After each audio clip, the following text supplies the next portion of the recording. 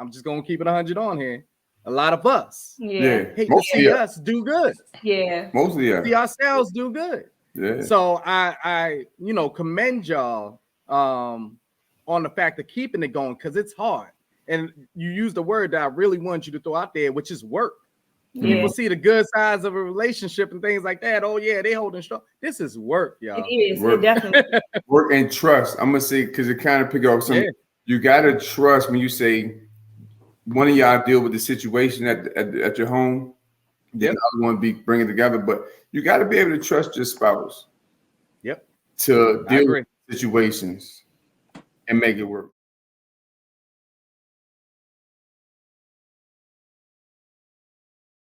You're listening to the Hot Seed Podcast.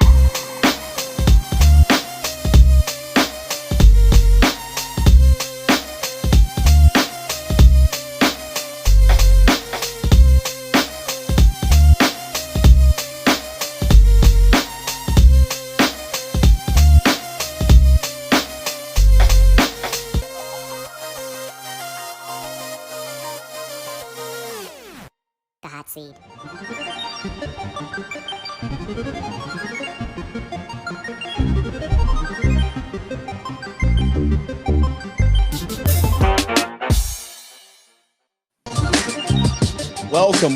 Welcome. This is the Hot Seed Podcast presents All Black Everything Volume 3, Episode 2. Presented by All Black Everything 24/7, 365. I'm your boy Sean Xavier, along with my co-host Earl. What's going on? Dave. Yes, sir. And you know what it is. We're just dads with mics, gamers with headsets, and a whole lot of unfiltered conversation. And of course, if you're listening on Apple, Spotify, wherever you get your favorite podcast, make sure you listen, like, share, review. And as always, follow us on Instagram and Facebook at the Hot Seed Podcast. And we thank you guys for tuning in on YouTube.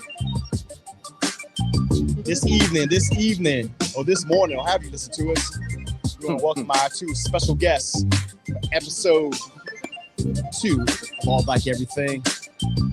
We got Tasha Lyons and Neil Lyons, Lyons Den Group, joining us this evening. What up? Welcome. Yeah. How we doing, folks? How we doing?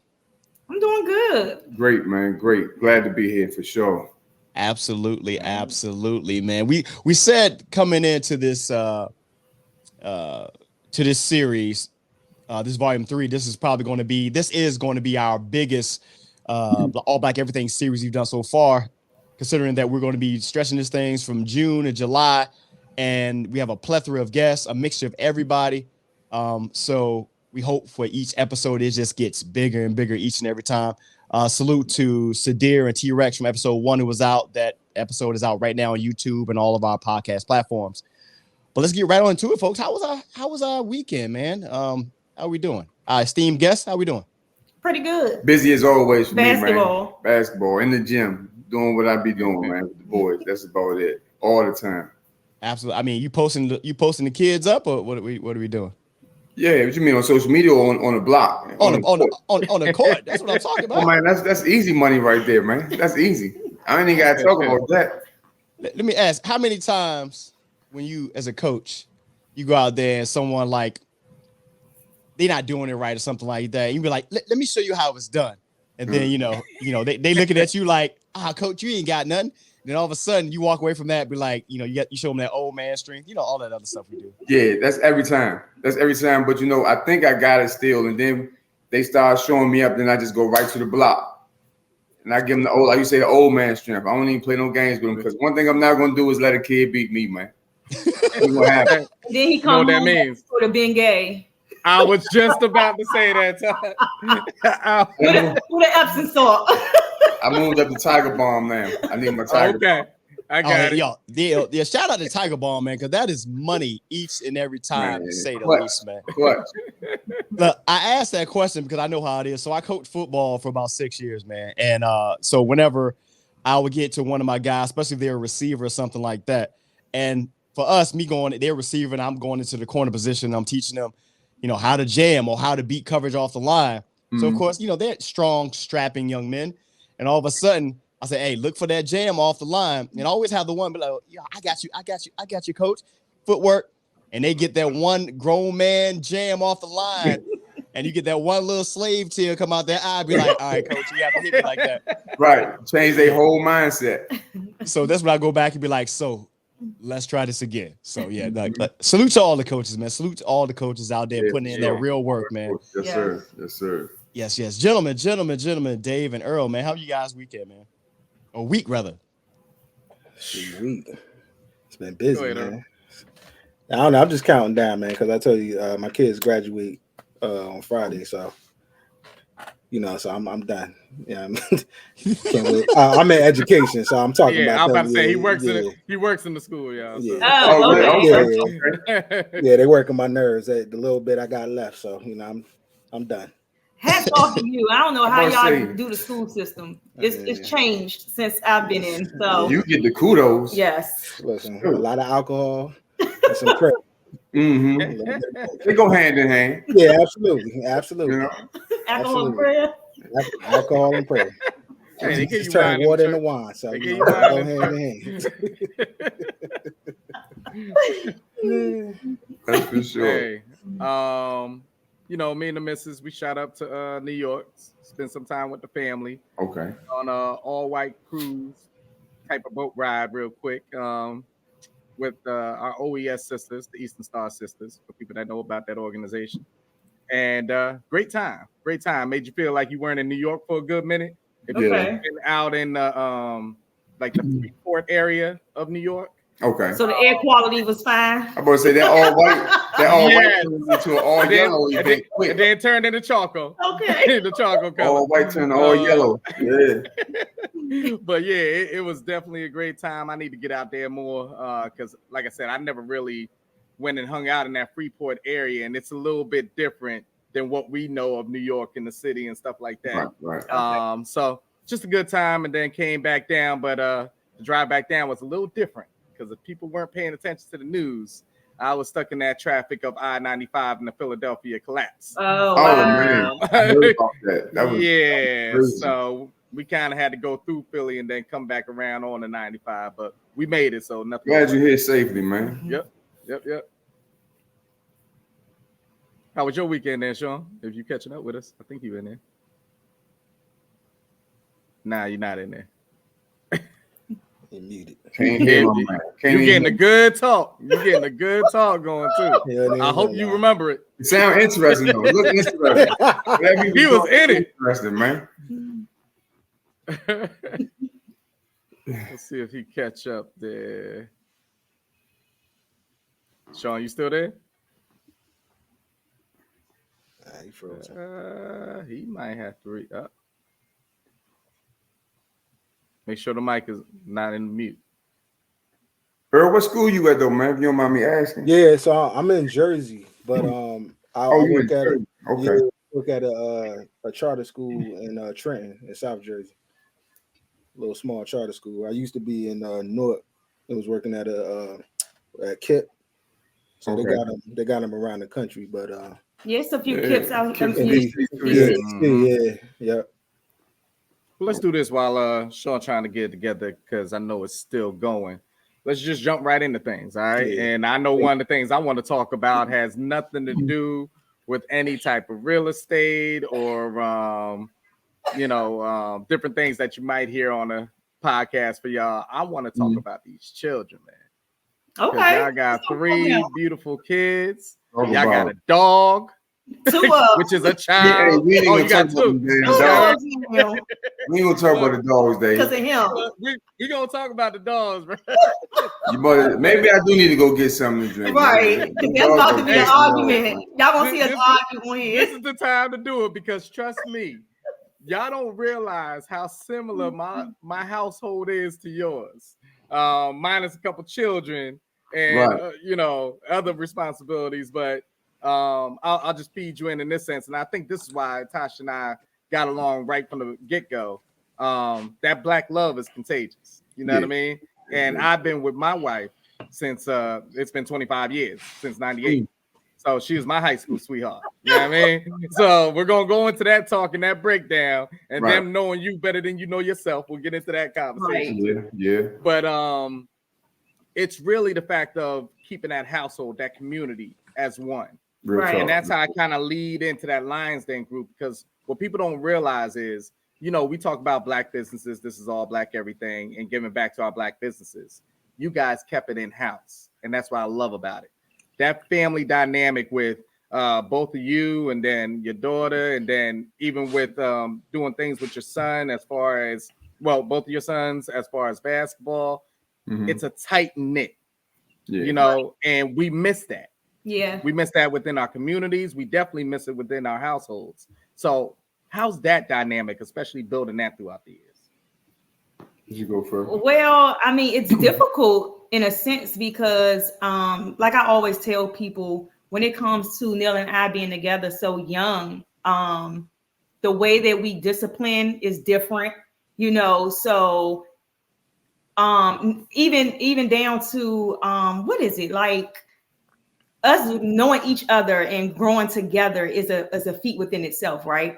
So then when you add the aspects of parenting and keeping the kids grounded, and even my daughter, like when she sees us, she thinks that that's like normal. Her high school sweetheart, she thought that she was going to be with him forever. Devastated when they broke up. You know what I'm saying? I was happy.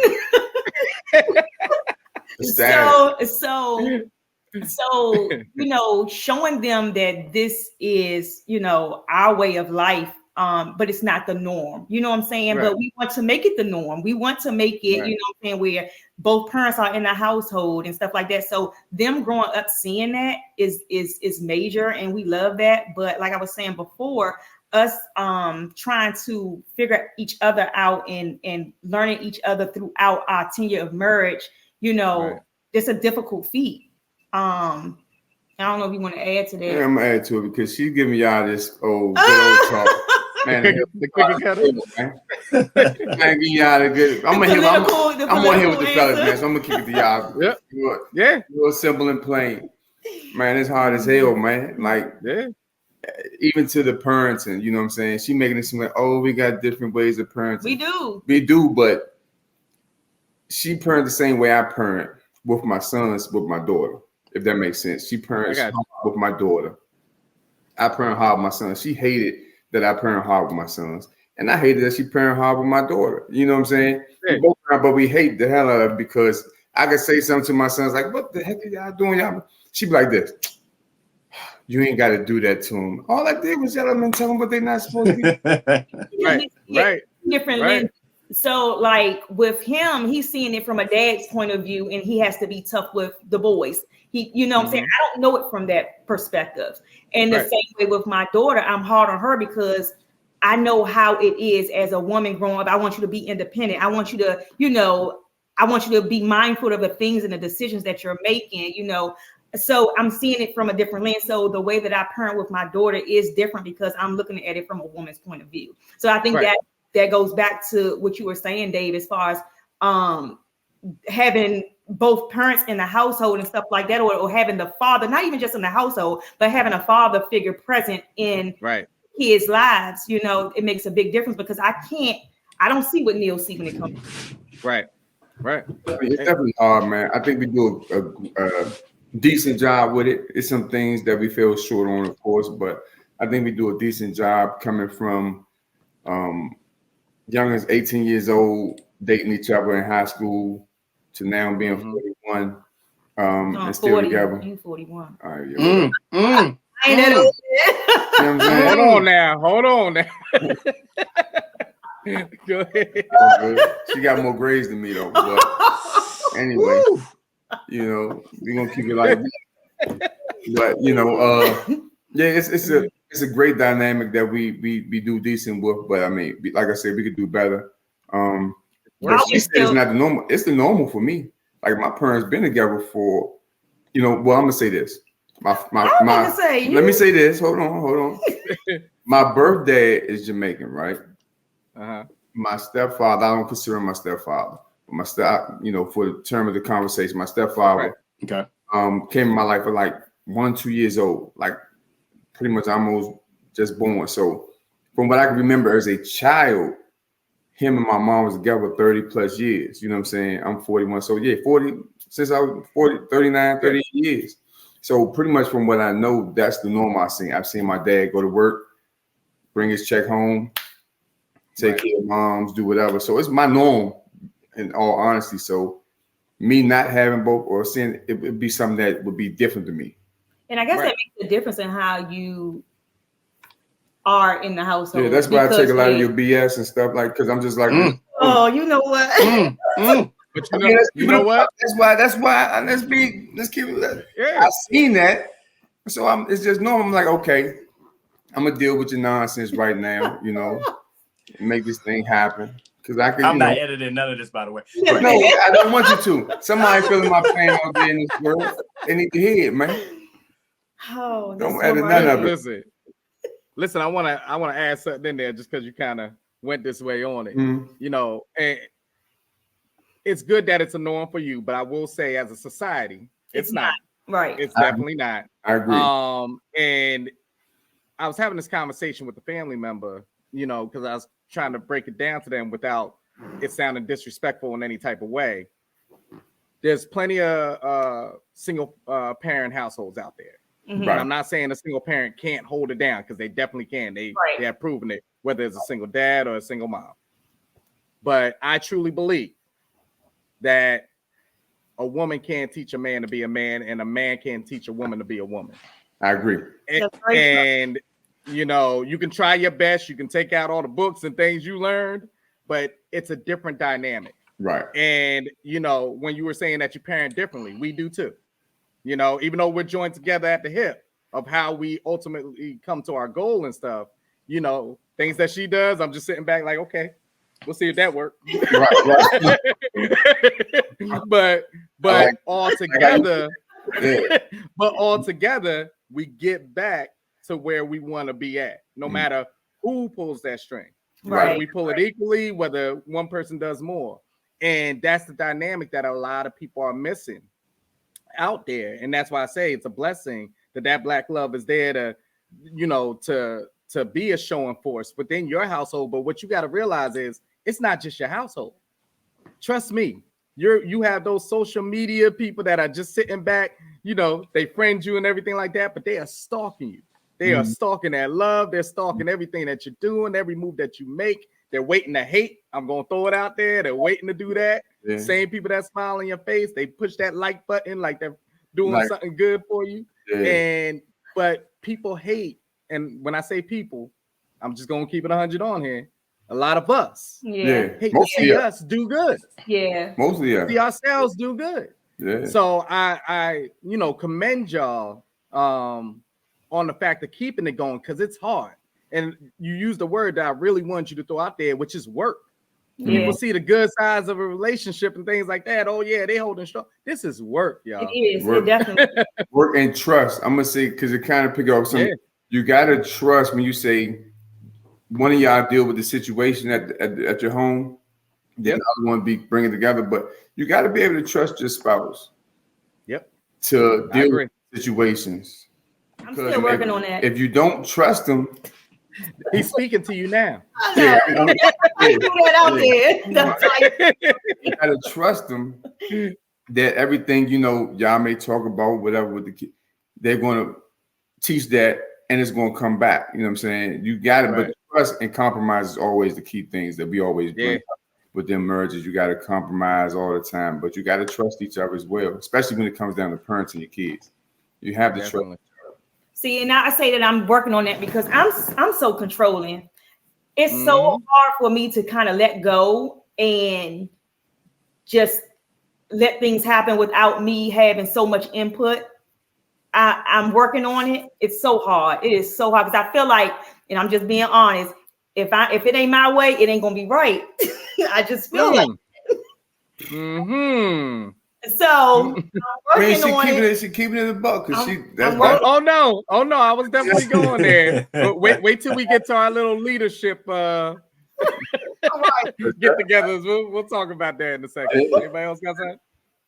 Nope. And I apologize ahead of time because, you know, was going great, you know, and I can see that this is going to be the theme of All Black Everything Volume 3. You know, technical is going to be the theme. I'm glad everything is being recorded in a way so I can edit it later. But I swear, this is going to be fun. Before we go any further, man, we got to give a shout out to our illustrious sponsor. So this Hot Seat Podcast, All Black Everything, is presented by All Black Everything 24/7, 365. Check out that line of men's and women's apparel featuring their Ace of Spade card edition, patchwork collection, the DC inspired Love My Collection, DC collection, and so much more. From hats, hoodies, jackets, and sweatsuits, All Black Everything 24/7, 365 got you covered. Shop now at allblackeverything247.com. That's allblackeverything247.com.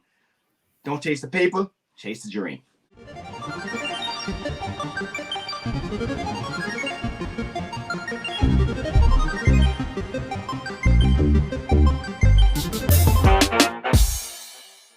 So let's dive in on that real estate side, because that's where that Lyons Den kind of got known for me, at least. Yes. You know, now I'm not going to go too far back in the story because we don't even need to spend time at the beginning nature of things. You know what I'm talking about. But the fact of, I'll just say, to start over and really sitting back and going, you know what? If I'm going to call this the Lyons Den, let's keep it real and keep it the Lyons Den. Yeah. And bring the family in. And for all of you that don't know, you're talking to two of the top representatives at Exit Community Realty right now, year after year. You know, Neil, didn't you win Rookie of the Year the other year? Yeah. So I mean, he out of place. He got second. throwing this knowledge, you know, Neil sit up there and ask me a couple questions. I'm like, man, give me my damn answers back. I sit back and observe, and I just like, yes, you do. You're a sponge, man. Hell of a teacher, man. Yeah. Hell of a teacher. I will say she does a great job teaching us. I ain't gonna go. I know you about to ask a question, but no. She does a great job with the group, the team, of leading us and teaching us, getting on us, and all that. So she does. I'm never gonna stop you from giving kudos. That ain't good. I gotta give her that. Check that one off the list. No, you won't have to. It's gonna take 20 minutes. That's it. But for those of you that don't know, I mean, you see the charismatic person that Tasha is, and outspoken now that Tasha is, and we're gonna jump into the fact of acting and things like that. But when I first met Tasha, and we were in a leadership kind of, I guess I'll say a retreat with our broker George Bryant, and we're learning different things about leadership and leading a team and things like that. And definitely shout out to George Bryant. He's been on the show before. Great. You want to talk about a great teacher? There you go. Shout out, Big nothing but love. Yeah, great guy. So I say that because I remember a person sitting behind me, and questions would be asked, and you would pretty much, you would see that type. Okay, I'll answer. All right, and even the answer you couldn't even hear, even though she was right. And I say that because coming from that point to where we're at right now, kudos all day, Tosh. Thank you so much. You are a boss. You are a boss. Believe in yourself. Don't ever sit back and question it, because I mean, you would have thought you were doing real estate for 20 plus years, basically how long y'all been in a relationship. That's how you're pretty much running things in that sense. But on a real estate side of things, especially dealing in the market that we're dealing in now, you know, we've been through everything from COVID, where everything was crazy, to now it's like, hey, you really got to have your ducks in a row. What would you say to people that think that they want to get into real estate? What would you say to people that think not only if they're in real estate, maybe they want to start a team, and then just the state of the market now, just in all? So the first question, if someone wants to get into real estate, I would just basically say, you know, if that's something that you want to do, make sure that you're doing it for the right reasons. Because a lot of people, like we said before, they see like the glitz and the glam of real estate. They see us closing deals when we posting and stuff like that or whatever. They don't see the hard work behind the scenes. They don't see, going to house to house to house, and the client is, wasting gas. Yeah. They don't see the deals falling through at the end when you right there at the paycheck. You know what I'm saying? Like they don't see the hard work that it takes to get to there. And then I say that to say I've known so many people who have taken the course, passed the PSI and everything, and then when it was time to really put in the work, they quit real estate. So you don't want to waste your time and money because the course is hard. It's hard. So you don't want to waste your time doing that and then to find out, okay, I'm not ready to put in the work. I'm not trying to put in the work, so make sure that you're doing it for the right reasons and not just for the money and not just for the glitz and glam of it, because real estate agents, we can make, there's no ceiling to what we can make. So if you're not in it to really work, then you might as well not even do it. So that's the first thing. The second question was what? When I was talking about as far as leadership and a team and things like that, because there's people out there that are successful solely, and then they're like, oh, well, let me start a team, and that's not just a simple transition. Listen, I fought tooth and nail. George kept saying, you need to do a team, you need to get a team, and I was just like, nah, I don't want to do a team, like no. And so I finally did it, and like you said, like I had to go through some changes, before I got to my team. And so with that being said, you have to be the type of person who can deal with different personalities. You have to be the type of person who can take criticism. You have to be the type of person who can, have tough skin, because you can go all day and try to help, because that at the end of the day, you're in a leadership position when you are building a team. So you have to be able to take criticism when you're helping someone and you feel like you're helping someone, and then at the end of the day they turn around and act like you ain't did nothing for them. You know what I'm saying? So you have to have tough skin. You have to and listen, it's not always you're right just because you're the leader. My bad. No. But you know what? Stay right there for one moment, because switch it up a little bit, because that's a little easier said when you're speaking to a regular team lead of, I don't want to say strangers, but you're working within your household. Yeah. Where's that shut off point? Where does that criticism go across the line? You know how they tell you leave it at work? How do you? Ain't no leaving it at work. It's not. We can be having dinner. We talking about real estate and things, you know what I'm saying? So, and it's so funny because my daughter, she, she's part of the group and she's 22. Yep. So she's like trying to find her voice to where, okay, I'm still your child, but I still have a voice, and I still, should be able to voice my opinion when it comes to the business side of it. Like, how do I balance the two? I'm not being disrespectful, and I'm not, so she's trying to find that line to where, yeah. So it's difficult running it with your family. Yeah. Neil, how's your transition in? It's good. It's good, but it definitely has its pros and its cons. Which are my pros. So let's get in it. Let's hear it. So the pros is, okay, I gave her kudos about how she's a great leader and she's, all that. We got that out the way. Let's get to the other side of it. Very demanding. It gets demanding. And when you got your dual career agent, like I don't just do real estate. I'm also in IT.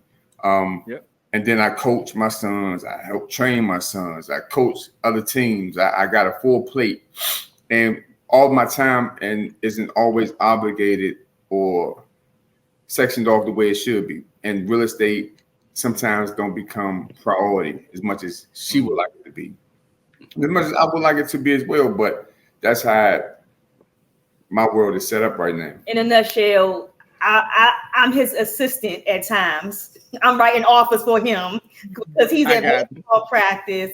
And yeah. Well, that's what be a team for, right?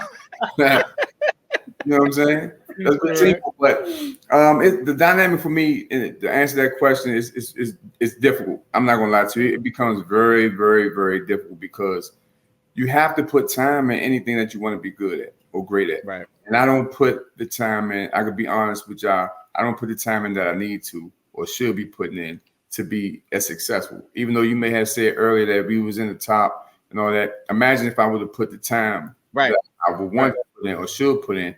It'd be crazy. George tell me all the time, man, you could be really, but I don't put that time in as I should. So for me, it's very disappointing at times. I don't care what I achieve. I know where I should be. So it becomes a thing where it becomes disappointing because I think I'm underachieving still because of so many things that I got going on. But that keeps the hunger going. Yeah, no, that's real. Definitely real. It definitely does. It definitely does. So I want to flip it on the other side because right now we're speaking from you guys' vantage point of being realtors and career individuals. And I want you guys to take that same premise and put that onto the side of, and this is all Black everything. So we're talking about Black folks at this point, the Black community. So if you're listening to the show, we appreciate you, but this is all Black everything. And we're speaking to the Black community. So we're speaking to them. And there is this thing that whether you're talking about at one point as far as wealth in this world, whether at one point, you know, during the pandemic and quarantine, it was all about crypto. It's about stock, this, that, and the other. But it has been proven that the most valuable thing outside of time on this planet is real estate. Talk to him, Sean. And ownership.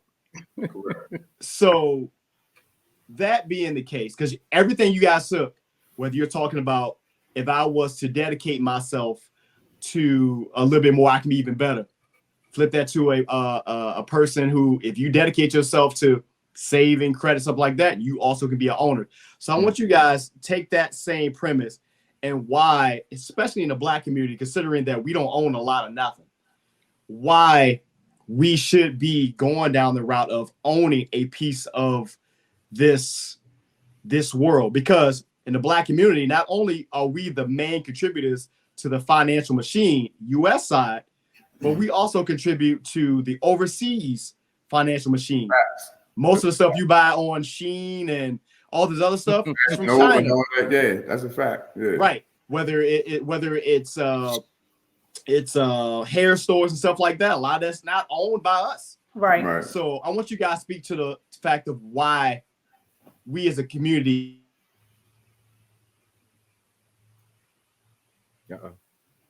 He's getting to the real point right there. I missed that last bit, but I want to believe. I think you got it though. Yeah. Yeah. So I'm gonna answer first, and then I'm gonna let my beautiful wife go next. I'm working my way to tonight, fellas. Oh my God. Crossing all the boxes, man. I know my eyes crossing on my teeth. I'm gonna say it's education, man. I believe it's education. And I say that because even for I'm gonna talk personally. For me, I was never taught about, not even say financial literacy, but credit and the different things that leads up to buying a house, you know, saving money and 401ks and all that. But I don't believe my parents was taught that. And if they was, they didn't relay it to me. So I'm going to say it's a thing of generations of not being educated in that field, in those things. And even in the schools, I don't think, when I was ever in school, it was just all about, you know, go to work, get a job, go to college. But they never broke those things down. So I think the biggest thing that hinder our people, our race, is the lack of education, and also the lack of going to get the education, because we've had plenty home seminars that we try to put up there. You might even virtual, you know, people, you can look at it from your phone, and people just don't want to, you know, they just don't want to come on, look at it and get the knowledge, man. They say if you want to hide the biggest thing, put it in the book. Put it in the book. You know what I'm saying? And that's what they're doing too. Not they doing, because I think at this time, being 2023, we're doing it to ourselves now. Right. Yeah.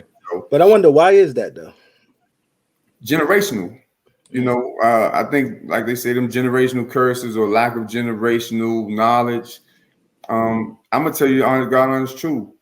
when I used to work at Verizon years ago, the first book I got, and I did have some guys that, you know, was cool with me back then, and that was more knowledgeable. They told me about stocks, and, you know, big shout out to my man Troy. He used to teach me things, Bashan, guys like that.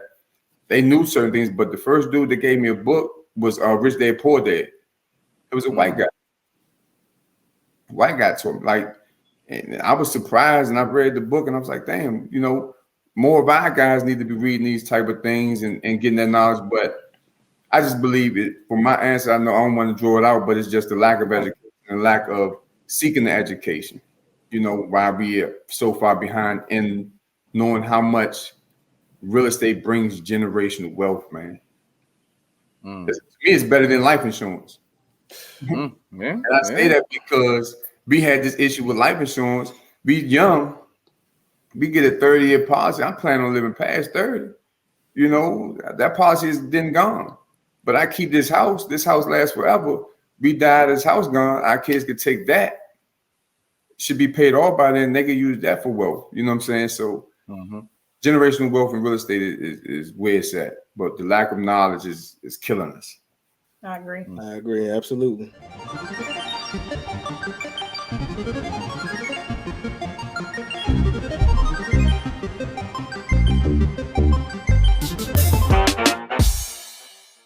So I kind of want to take a step back. So I've been doing some research on you guys. I know y'all met in high school.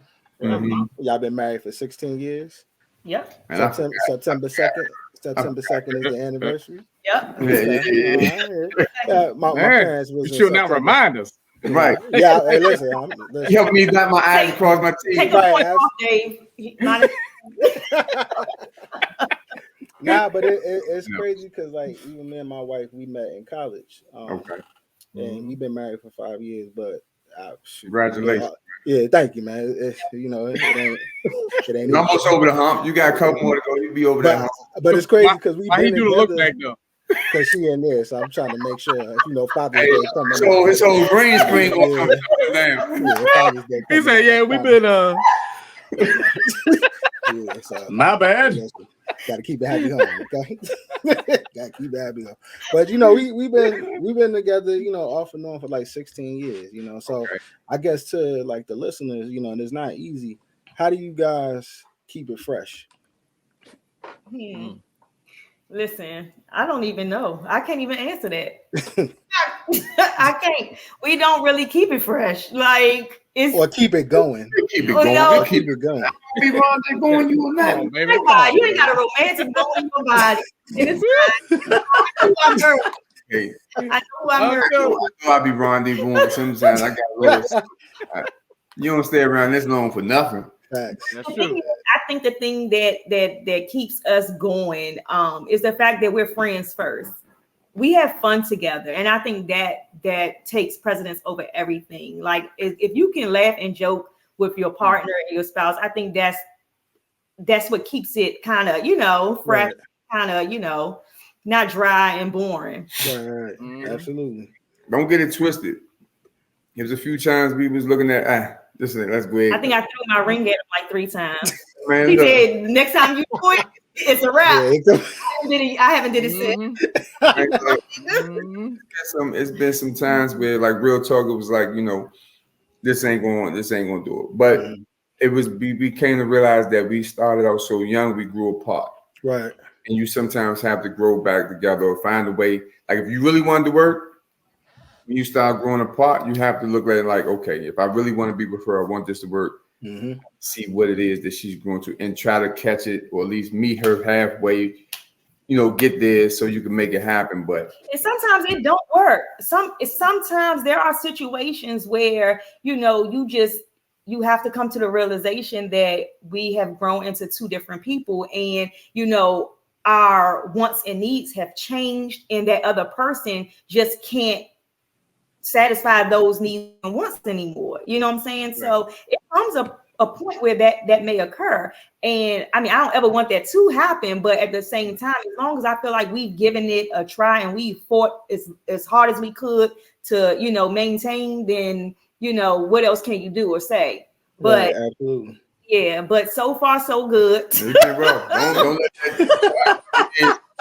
that 20-some years fool you. Nah, listen. Yeah. Marriage take work. Yeah. It takes work. And anybody that think this is easy, nah, Right. it take work.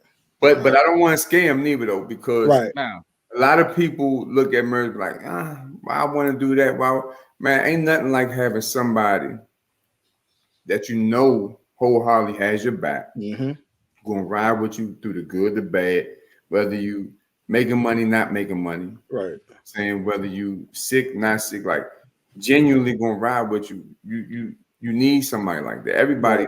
Right. I'm not saying you have to get married, but you need to find somebody because you can't do nothing by yourself out here. Absolutely, and you got to do it for the right reasons. You know, right.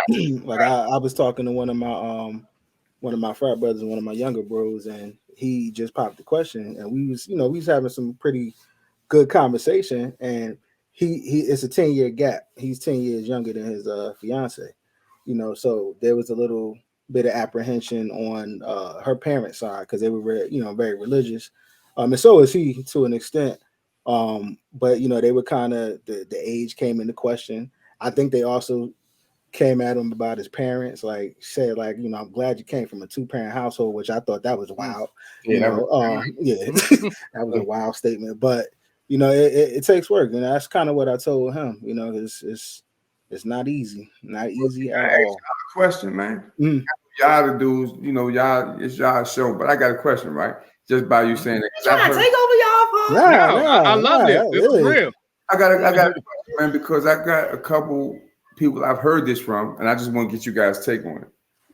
And I might be today's society, but they think today's marriages don't be as successful, or people don't want to do it because it's more so of a business than a marriage. People get in for what they could get, or what they gain. Like, not saying this is women, but a woman might want to marry a man just for stability in the household, or marry a dude to marry a woman just because of her body, or whatever the business aspect that they could get out of it. You know what I mean? And I've heard that's the route that it's becoming now. It's not just about, as back in the day, whatever it was, love. I heard it's more so of a business thing now. What you guys think about that? I mean, for me, I agree. I think there's some validity in that.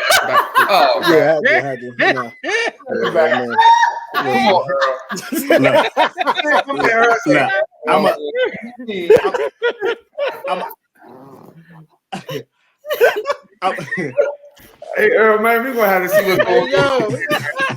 I mean, Earl saying, "Well, you need." Yo, she's crazy. I gotta watch over my shoulder. You know what I'm saying? I love it. I do think people think it is a business transaction, which is sad. For me, I was kind of like always a relationship type of person. Like just kind of like you when you saw your parents and you was trying to emulate that. So you saw what a marriage is supposed to look like. You saw what the end goal was. So that was something that I always wanted to achieve.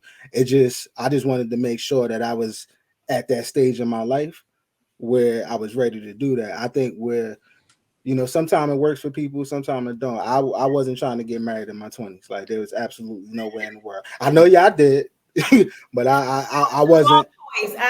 I wasn't ready. I wasn't ready. I'm not ready. I'm gonna hear from y'all too, but I'm gonna tell y'all my story about that marriage thing, and I think I was totally wrong when I did it. I'm gonna just keep it up with you. I'll let y'all talk and give your side about the marriage being a business and stuff first, but then I'll speak on that. Yeah, but then some of the some of my female friends that I talk to, they look at it, it's like, and I'm not generalizing, so don't bash me. Right. But I feel like it's almost like it's something that they're supposed to do. And if like they're not doing it, it's just like, oh, like this is something that I have to do. I don't know if they're doing it for their friends or just because of societal norms, but it's just like, this is what I have to do. Where a lot of times I feel like females are more ready to get married than men. So then it feels like if you are in a relationship, the pressure, not generalizing, the pressure is going to seem to come more from the woman's side, opposed to the guy side. And I'm not saying that's always the case, but I got high probability. Look, I'll tell you how I agree on the fact that marriage is a business aspect. So I'm divorced. And during the great state of Maryland, they imposed child support on me, for my kids going to my ex-wife. And oh shoot! Every time you get to this stuff, that's his ex-wife talking. That's the ex getting it right there. We need to worry about him disappearing. Yeah, I know. Deducted. See that? See, oh, you back? Yeah, right. Look. They thought I was. They didn't want me to speak on it. I see. They want you to be great, and it was about to be good. So what I was saying is, so I was paying out a certain amount of child support. So I look at the amount that was charged per paycheck. Mm-hmm. But then I looked at what was actually being distributed to her. Mm-hmm. It's less than actually what's being taken out of my pay. So there was a fee that's going to the state. Wow. What? Wow. Getting the whole thing. That deserves a pause right there. That deserves a pause. Wow. So you paying? That's crazy. That's crazy. That is wild. That is wild. Right back in there. Yeah, the folks. I feel like the folks were blacking me out, man. But that's major right there. You need to talk about that one. Yeah. So the fact that the amount I was paying out and the amount that's being distributed to her was less than the actual amount being deducted from me, which means that where there was a fee, that is processing fee, the infamous processing fee, or whatever it is, was going to the state. Wow. That's crazy. Dang. That's definitely tough. See, at least you got that one in. Yeah. Got that. Look, I'll answer on my side of things. Should I do the? Yeah, Glenn. Let me make sure. I'm downstairs though. So I think it's just because society changed. The further you go back, it was mainly, the man stepping out, doing a full-time job, maybe 2 jobs, things like that. The wife being home, taking care of the house, taking care of the kids, things like that. So I think it was more like a connection in a way. It was easier to form that connection in that type of way. Right. The business side, you'll hear a lot now that, both sides are working. Let's say if the woman is to a certain status. Well, it's very hard to, even if you got love for this person over here, to not be somewhere within that status. Right. You become that anchor. You become that, well, wait a minute. Well, all right, I'm making less. And now maybe the relationship is not working out because the guy has the pride thing. And I'll be the first guy to tell you, you're going to be like, hey, I don't want this person pulling everything. I got to pull my weight. So now those pride issues are there. Now the relationship is transactional. Right. And I will flip it up a little bit in this sense. I believe within even a good relationship, part of it is transactional. It is a business in a way where you do have to agree on things. Yeah. Where we talk about the work, we talk about what shift you're gonna pull in a way. Yeah. As far as what you're gonna do here, I'm gonna do this here. When you first start off, if you look at starting off a business, maybe you're technically as a relationship starting off in the red. Right. You got to build the profit. So you can look at it in that way. It's when people go in and just judge it as a business transaction. Right. If you ain't this no more, don't expect me to still be here. It do have some business. Yeah, it definitely has some business aspects to it to keep things going. I don't want that to get lost in it. But I think as a society and social media showing off all the way down to these kids, it's not the things that we saw. Nah, right. You know what I mean? The things that they're looking for in life is not the things that we were looking for. Right. The things that they're chasing after. I was chasing a soccer ball and a basketball.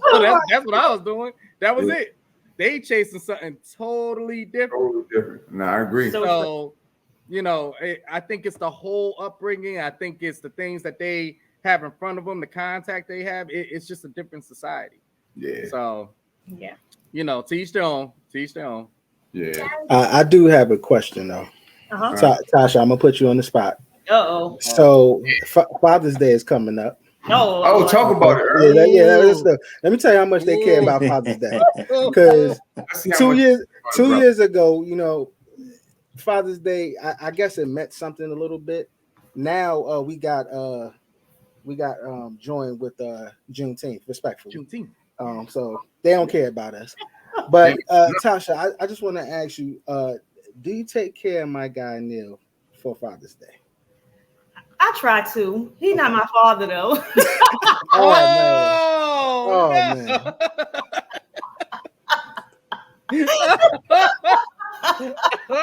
Oh, snap. I need to mute for a second. I need to Respectfully. But no, Respectfully, I agree. But no, I try to. Neil is so difficult to please when it comes to gifts and stuff like that. Yep. Like because he's easy. You know what I'm saying? Like it's like he doesn't want anything. He's not big on gifts. He's not big on, whatever. So I try to do things that's like meaningful. Like for his, what was it? What was the last holiday? The spa? No. The back massage thing? No, what was the last holiday they just paid? I got you the Oh, golf my club. birthday. Oh, your birthday. Yeah, you posted that. Yeah, I wanted to get that for him for Father's Day, the golf clubs, because he's taking a liking to golf now. Thanks, Dave. We'll get in there. We're gonna be on the golf course soon. We're gonna talk about that. Yep. Yeah, we are. So that was going to be my gift to him for Father's Day, but because of his birthday, and he's seen these golf sets in the store, I was like, let me just go ahead and get it now. So now I'm at a loss to what to get him for Father's Day. So I'll think about that. But yeah, I try to take care of him. Oh, that's good, because they try to give us gifts that that suits everybody, like stuff for the outside, Like a lawnmower. Like I will barbecue on Father's Day, probably something like that. They try to make me do that, But get you that brand new spatula. Yeah. Right. Get your little apron, Sean, I'm not the griller. That's Sean thing, man. I love it, man. I love it. And perfect transition, man. Perfect transition. Yeah. You still with us? Because that ain't the perfect transition. See if he come back on there. I think I know where he was about to go, so I'll give him a second there. Hold on. Go ahead, do your transition real quick. Oh man, I swear don't talk to us. Just do the transition. So this Friday, man, the Fort Washington Kappa Foundation's second annual golf classic, man, which we will be participating in.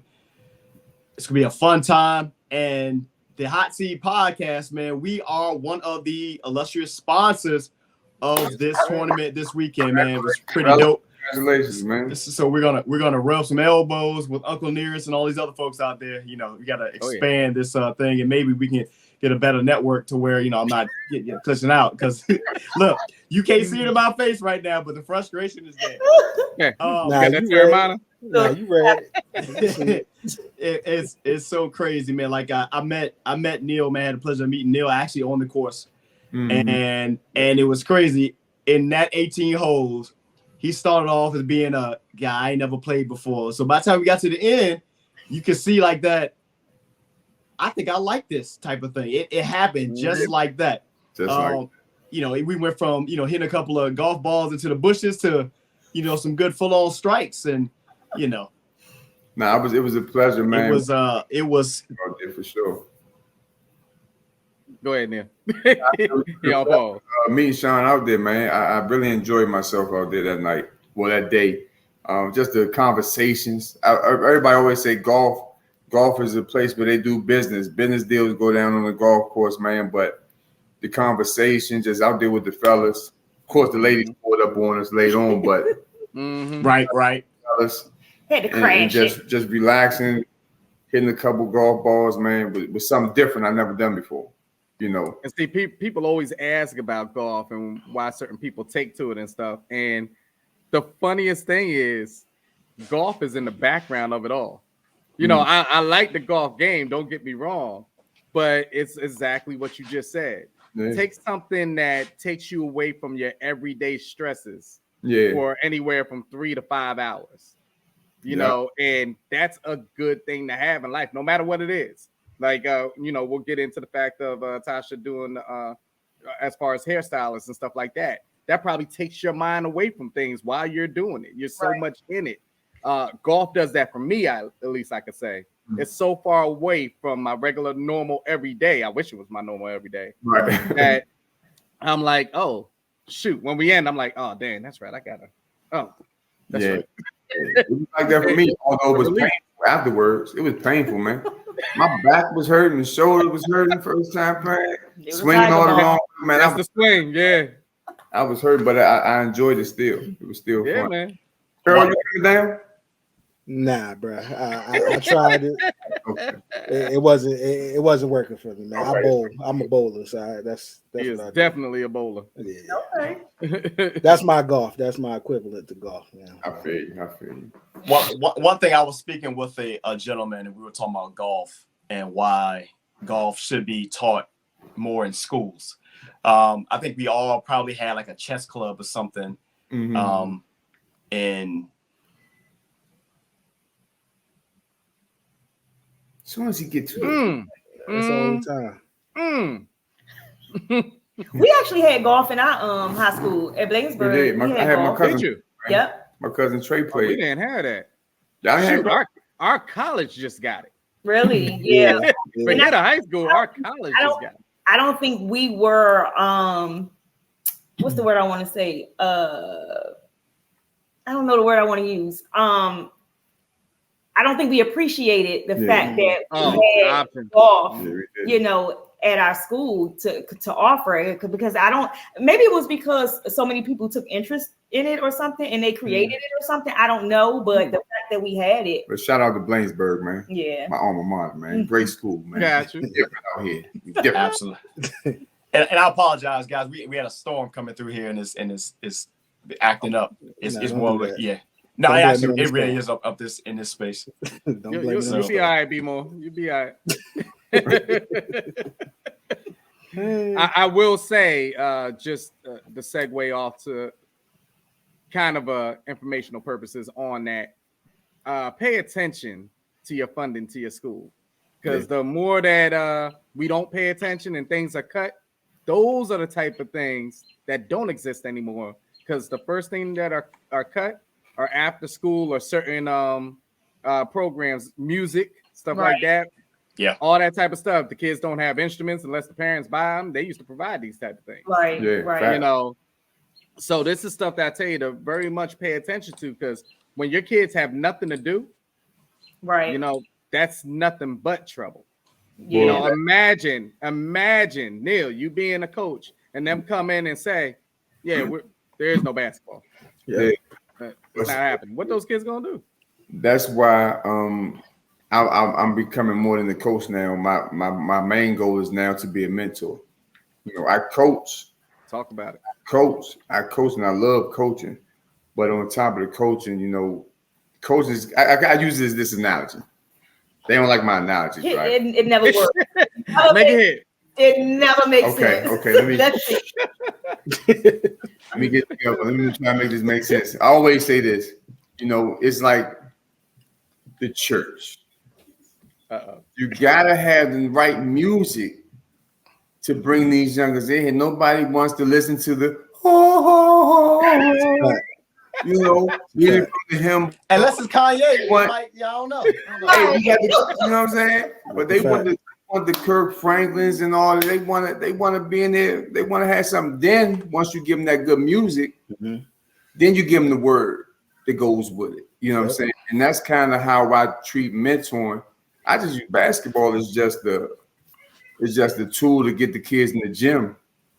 But when I got them in the gym and they under my, tutelage or whatever you want to call it, then I just, hey, everything good at home, things. Then that's when you start dealing with them as individuals and you want to start speaking different things into their life. Basketball is just You're good with that analogy. That's right. I'm proud of you. Basketball is just the church for me. You know what I'm saying? Because that's my secret. That's where I go. Like you say with golf, I could be in the gym all day. But while I'm in there, I look to find those kids, just talk, just give them some seeds. You know what I'm saying? Plant seeds. Transition that into gym. Gym, exactly. So gym is the grooming young men, the mentoring program. I'm trying to get off the ground, man. Mentors are it's not just the building. I want a facility. I want to grow it. But I'm huge on teaching skills. I know like all y'all probably went to college. Unfortunately, I went to college for like a half semester. Then my daughter was born, and that was the wrap of that. So, but I'm huge on skill based. You know, I think a lot of our kids, even if you're going to go to college, I want to teach them trades. Like kids, even I look at my sons. I think if you know, we're in the real estate field. Yep. You got plumbing, HVAC, carpentry, everything. Everything. It's a skill. That's a trade that you could always make money. How's that being built every day? Yep. If you got a trade, you got to skill barbers. I mean, there's so many trades and skills you could have underneath your umbrella that you'll always be able to make money. You know what I'm saying? Whether your college degree go bad, anything goes bad. So I want to get kids and I want to open up that mentoring program through basketball. But I still want to teach trades and teach life lessons where you'll never be able to go broke. Financial literacy, you know, damn, they want to open up a school, pretty much. I'm saying, but that's where I'm headed. That's why I don't know why. If you seen me post today, I posted about finding a grant writer. I'm trying to find some grants to try to get some things going. So that's the avenue I'm headed down with that gym, that mentoring program, man. Trying to do my part of getting these kids off the street and giving them something else, a skill. Something where you ain't got to go rob somebody because you got a skill. You can go make money yourself. I think that's why a lot of them lean towards that quick money because they don't got a skill. These kids nowadays don't got skills, man. They don't even know how to change a tire. Like that's like just basic things that you know.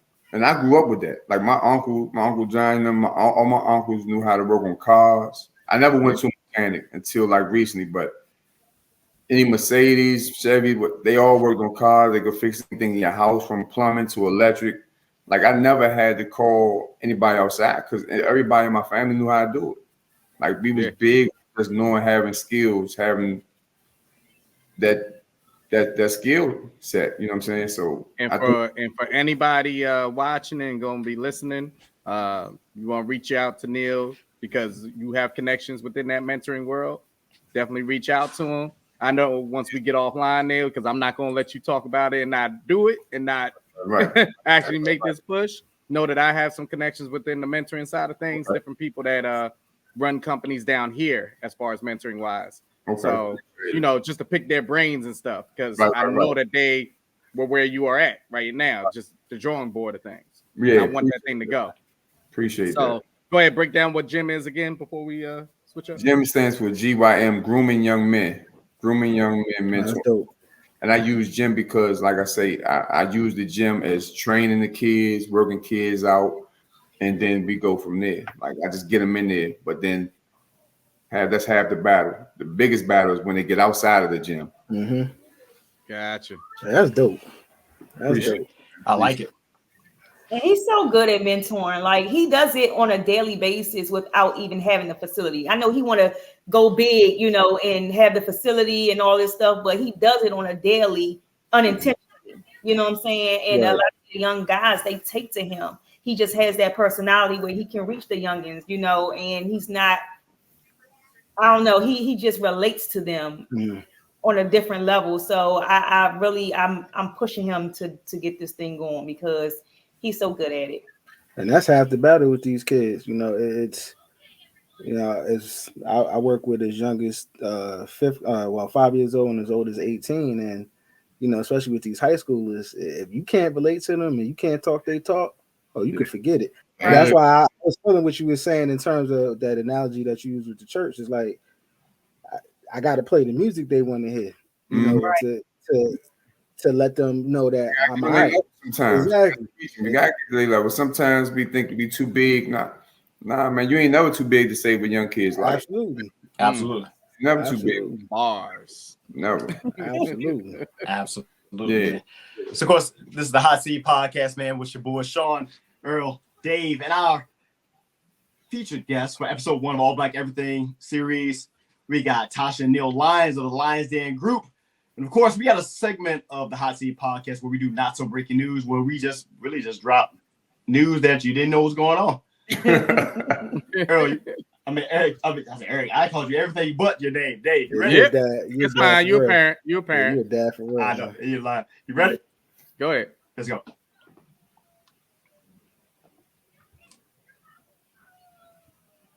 Did you hear it? Nope. That's interesting. Let's try that again.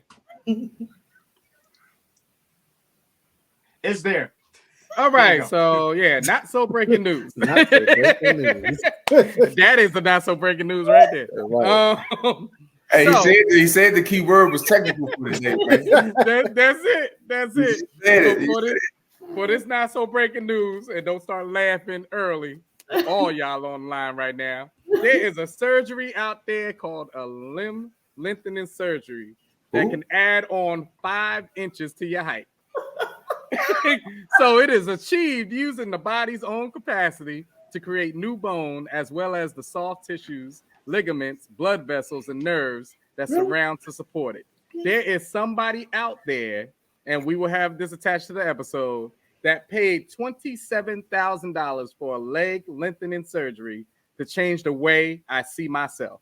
Listen, I've been fighting this fight all my life. I'm 5 foot of nothing, and I will never, ever in life let nobody go in and cut me open to add some inches on. Baby, I'm sorry. If you don't love it the way it is, well,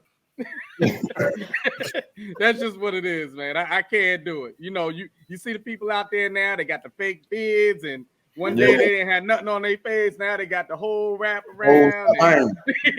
I was just like, where are we going with this? So listen, everybody all the time. Women go enhance their bodies. Listen, men can, whatever. Let me tell you something. If you see me, Tasha, walk up in that office and I'm 5'10", you better just.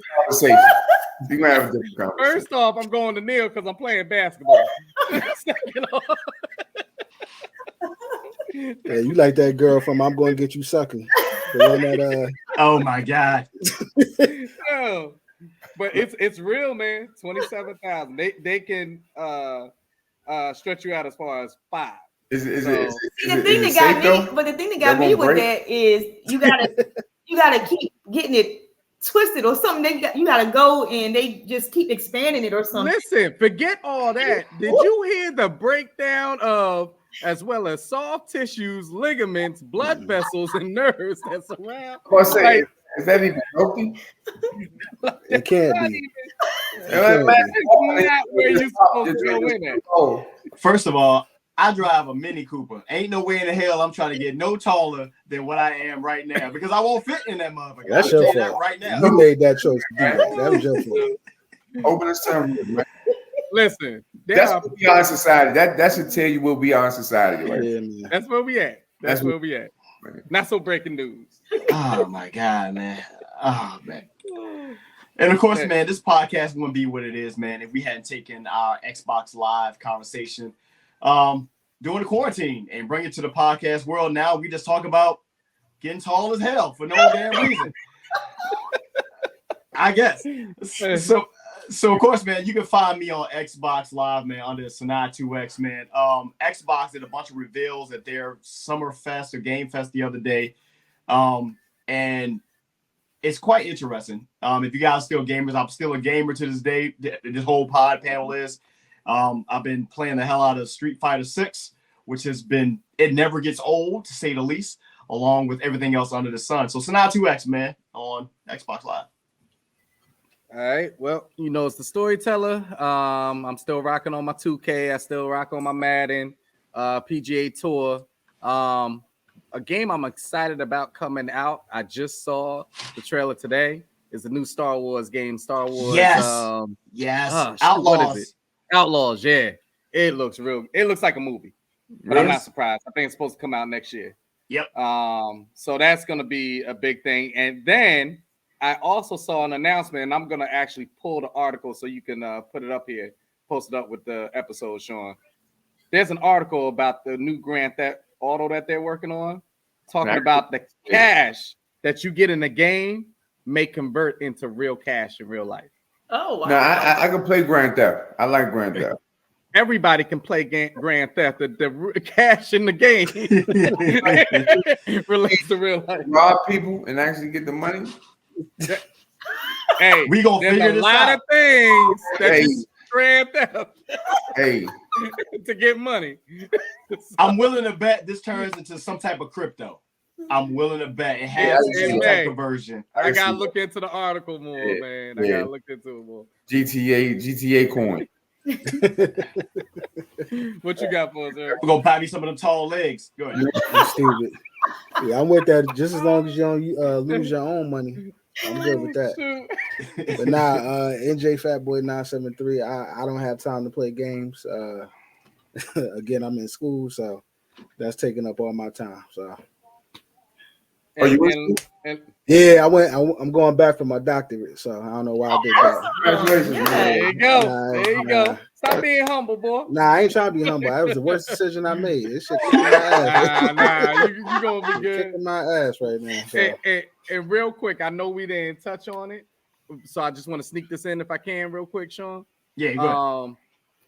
I know we're here to keep it real, so I'll slide that real into quote unquote reality real quick.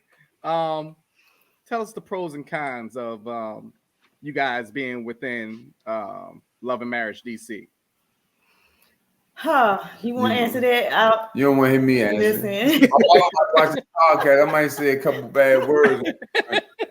Well, I'll go the conversation. Listen, the pros are I enjoy the experience. As far as learning what reality TV is, being inside of it, because we have a warped sense of reality when it comes to what it looks like from the outside looking in as a viewer. So to be in it, I understand now how certain things work and why certain things happen and stuff like that. So I'll leave that at that. But the cons, I feel like a lot of people with reality TV, they tend to lose themselves because they're trying to be somebody that they aren't. Most people. There's not a lot of people that go into reality TV one way and be themselves the whole entire time. You know, so I'm very thankful that, you know, Neil and I, we both remain true to who we were doing reality TV. That's probably the reason why we didn't get asked back. Hey, it could be a blessing though. That could be the blessing in it. It's definitely a silver lining, a blessing in it, because we have some news that we probably will share later on. We put it right now, but you know, closed doors are a blessing. I'll put it that way. And do you want me to lead into the plug, Sean? Yeah, go ahead. Plug everything, social media, everything, how people can get in contact with y'all. Plug everything that you got going on, upcoming, all that stuff. Okay. That you can talk about. All right. So I have a candle line out called Den Scents. That is we got one of them. We have 2 scents, Den Clean House and Homebody. That can be such a great aroma. That can be purchased online at our website at the Lyons Den Group LLC.com. There's a link on there. You can get in touch with us if you want to deal with real estate, if you want to ask us questions about real estate, anything regarding our real estate services, and to purchase our candles at Blank Slate.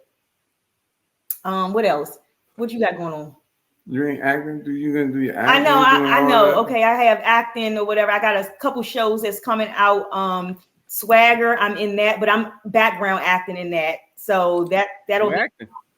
What's that? June 23rd, I want to say. It'll be on Apple TV Plus or something like that. I think, yeah.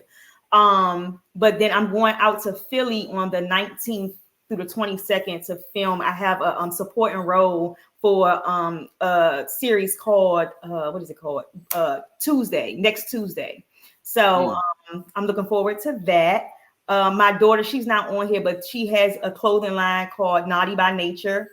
And that she can her Instagram is what is it? The @ Naughty by Nature, and that's KNOTTY. And what else? She got a single coming out. Yes, I saw that. Yes, I saw that. She went back into the studio. I love it because I love her voice. So yes, when she asking for money, and right? Stuff, like, I love her singing voice. And she's an agent as well, and she had just thrown an event for the community. She sure did. Yep. Talented, super talented, man. Yep. Super talented. Okay, what you got going on? I'm not as decorated as her. Work in the morning. You know what? But now, what I really got going, like I spoke about, was my gym, my mentoring program. That's the main thing I'm trying to get off the ground. Outside of real estate, I'm just trying to push that as much as I can to make it something that will help young men. Just trying to help as many young men as I can, man, until I'm above this good God's green earth. You know what I'm saying? Other than that, that's all I got.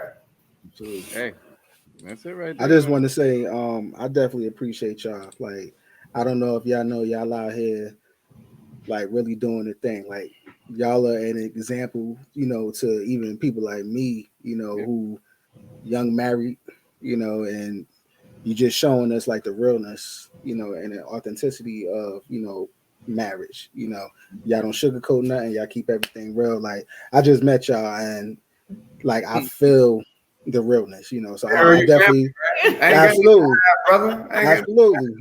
absolutely. I appreciate it. I definitely appreciate y'all, black folks. Keep doing what y'all doing. Proud of y'all. Thank you so much. I told her we need to have a podcast, Man of Marriage podcast. Absolutely. And just absolutely let it go. Shoot, I'll tune in. Hey, it's room. It's like over 3 million podcasts right now. And see, Neil, I saved you. I didn't even talk about the dogs. Go ahead, Sean. Oh, thank you. I gotta have us back so we can pick this conversation up. Part two. Might save the marriage. I probably would cursed her out here one day on a dog. Get on my nerves. Oh man. Go ahead, close it out, Sean. All right, that's it, man. For myself, Earl, Dave, our guest, Neil and Tasha, man, we appreciate you guys tapping into All Black Everything Volume 3, Episode 2. Will be available on YouTube and on every single podcast platform you can find. We appreciate it. It's the Hot Seat. Yo, we out. Appreciate you.